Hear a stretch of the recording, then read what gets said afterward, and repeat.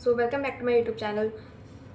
इस वीडियो में I am going to talk about some of the tips, कुछ ऐसे टिप्स जिसको आप अपने बायोलॉजी एग्ज़ाम की प्रिपरेशन के दौरान यूज़ कर सकते हैं, ताकि आप आपके एग्ज़ाम में उतनी डिफ़िकल्टी ना हो, या फिर आप जब प्रिपरेशन कर रहे हैं तो आपको उतनी डिफ़िकल्टी ना हो कि अच्छा ये चीज़ करनी है कि ये चीज़ नहीं करनी है।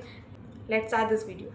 Coming to the point one, and that is very important, जो आपको सभी लोग बोलेंगे, सिलेबस। सो आप जो 2027 का जो न्यू सिलेबस आईएससी ने रिलीज़ किया है, उस सिलेबस के अकॉर्डिंग ही पढ़िए।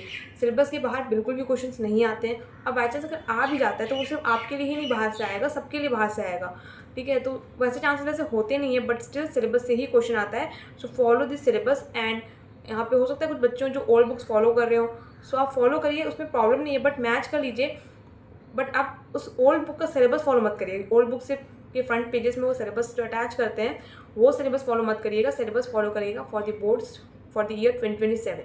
Coming to the second point, that is numericals. आपके एग्जामिनेशन में न्यूमेरिकल्स से भी क्वेश्चंस आएंगे, जैसे कि नेटैलिटी में क्वेश्चन आ सकता है, मोर्टैलिटी में क्वेश्चन आ सकता है, population density, number of chromosomes in the primary oocyte stage, secondary oocyte stage, Hardy Weinberg equilibrium, फिर पॉलीमरेज चेन रिएक्शन से भी क्वेश्चन आ सकते हैं, gross primary productivity, net primary productivity, इन सब से भी क्वेश्चंस आते हैं। सो आप ध्यान रखें कि आप न्यूमेरिकल्स भी प्रैक्टिस कर रहे हैं, और जब न्यूमेरिकल्स आप एग्जाम में लिखने जा रहे हैं वहाँ पे, तो पहले आप फॉर्मूला लिखिएगा, फिर वैल्यू सब्स्टिट्यूट करिएगा, और फिर जब आप आंसर लिख रहे हैं तो उसको यूनिट के साथ लिखिएगा। एंड यहाँ पे एक काम आप ये भी कर सकते हैं, क्योंकि आपके जो स्टार्टिंग चैप्टर जो बायो का होगा, लास्ट चैप्टर जो बायो होगा, उसमें से कुछ कुछ चैप्टर न्यूमेरिकल्स हैं और कुछ कुछ में न्यूमेरिकल्स नहीं है।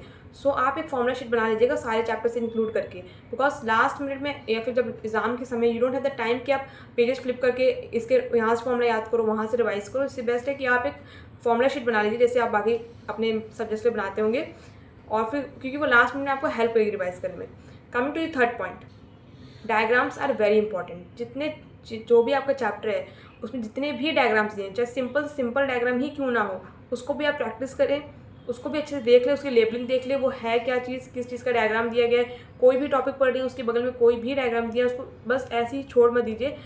And why I am telling this is कि 2025 में उन्होंने एक ड्रग्स के बेसिस पे क्वेश्चन दिया था, उसमें उन्होंने एक लीव का डायग्राम दे दिया था। वो कोई ड्रग्स था, बुक में फोटो भी होगा उसके लीव का, वही फोटो उन्होंने एग्जाम में दे दिया था। आई एम नॉट रिमेंबरिंग कि कौन सा वो ड्रग्स था। उन्होंने बस उस लीव की फ़ोटो दे दी थी, और उसके बेसिस पे उनको लिखना था। तो जनरली इग्नोर कर देते लीव, क्योंकि वो लेबल भी नहीं था, बस वो एक फोटो वहाँ पे दिया गया था, बट उसमें भी क्वेश्चन आया। और यही बात करी 2026 के एग्जामिनेशन में, तो हमारे एग्जामिनेशन में केमिकल फॉर्मूला आ गया था ड्रग्स का, जो कि बुक में था। बुक 2 ड्रग्स का केमिकल फॉर्मूला था, उसमें से एक केमिकल फॉर्मूला एग्जाम में आ गया। तो इसीलिए जितना सिंपल डायग्राम भी क्यों ना, उसको लीव मत करो, देखो वो किसके बारे में दिया गया है, और जितने इंपॉर्टेंट डायग्राम्स है उसको तो आपको लेबल करना ही है, ड्रॉ करके भी देखना है, प्रैक्टिस भी करना है, आपको लेबलिंग भी अच्छे से आना चाहिए। और अगर आपको डायग्राम समझने में डिफिकल्टी होता है तो आप बस उसको रटो मत। आप यूट्यूब में वीडियो सर्च कर सकते हो, जहाँ पे एनिमेटेड वीडियोस होंगे, 3D वीडियोस होंगे, जिससे आपको अच्छे से समझ में आएगी, क्योंकि यहाँ पे लर्निंग से ज़्यादा आपका कॉन्सेप्ट मैटर करता है, बिकॉज कॉम्पिटेंसी बढ़ते जा रही है। 2026 में 40% थी, इस साल उससे ज़्यादा ही होगी। तो आप अपने कॉन्सेप्ट बिल्डिंग में ज़्यादा फोकस करें instead of just learning the. Coming to the fourth point, और ये बहुत ही इंपॉर्टेंट पॉइंट है, जैसे कि आपको बोला गया है कि आपके सिलेबस में आपको साइंटिफिक के नेम्स भी आते हैं। एक क्वेश्चन आता है साइंटिफिक के नेम में, और या फिर उनके कॉन्ट्रीब्यूशन में एक क्वेश्चन आता ही आता है। यहाँ पे हर एक चैप्टर से साइंटिस्ट के नेम और उनके कॉन्ट्रीब्यूशन का लिस्ट बना रहे हो, but let me tell you this thing, और आपको क्लियर कर देते हैं कि जो साइंटिफिक के नेम और कॉन्ट्रीब्यूशन वहीं से आने जो आपके सिलेबस में दिया हुआ है। जब अपना आप सिलेबस खोलेंगे फॉर द ईयर 2027, आप देखेंगे कि लास्ट में वहाँ पे साइंटिफिक्स के नेम और उनके कॉन्ट्रीब्यूशन दिए गए हैं, कुछ नंबर ऑफ साइंटिस्ट के नेम्स और उनके कॉन्ट्रीब्यूशन दिए गए। क्वेश्चंस वहीं से सिर्फ आते हैं, और आपको पूरे बुक से पढ़ने की कोई जरूरत नहीं है। और इसी से रिलेटेड है पॉइंट नंबर 5, जो कि है शॉर्ट फॉर्म्स।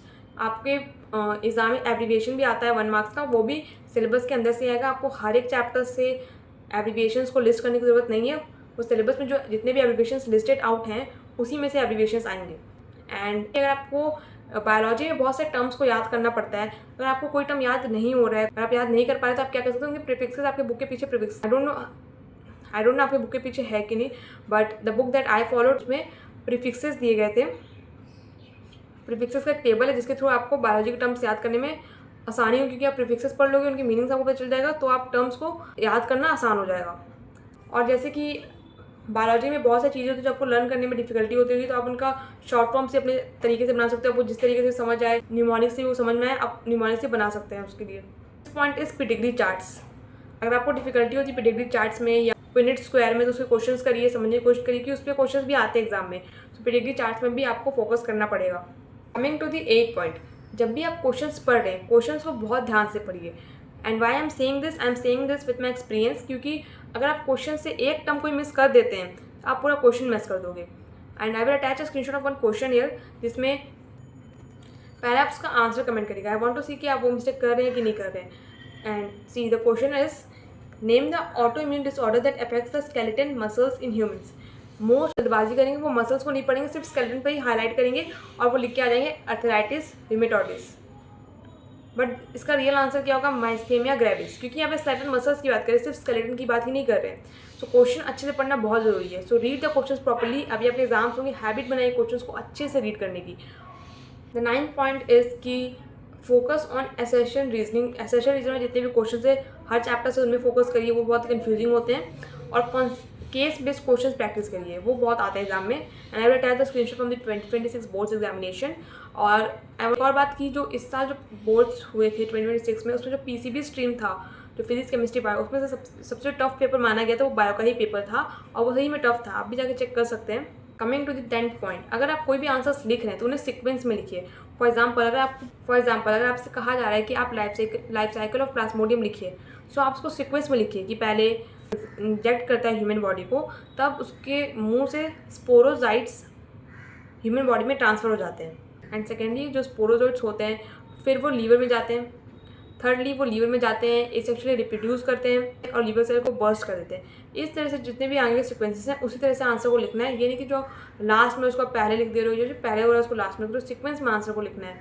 और जब भी आपको कोई भी क्वेश्चन में बोल रहा है कि आपको डिफ्रेंशिएट करिए between this two things. For example class 11 का ले लेते हैं, मोनोकोट प्लांट्स में आपको डिफ्रेंशिएट करने बोल रहे हैं, या फिर फॉल्स फ्रूट या ट्रू फ्रूट के बीच में आपको डिफ्रेंशिएट करने बोल रहे हैं। तो डिफ्रेंशिएट आपको टेबुलर फॉर्म में करना है। At last I will suggest you कि आप सॉल्व करें पेपर। प्रीवियस ईयर क्वेश्चन में बहुत सारे हैं, स्पेसिफिक पेपर बहुत सारे हैं, कॉम्पिटेंसी फोकस क्वेश्चन में बहुत सारे क्वेश्चन है।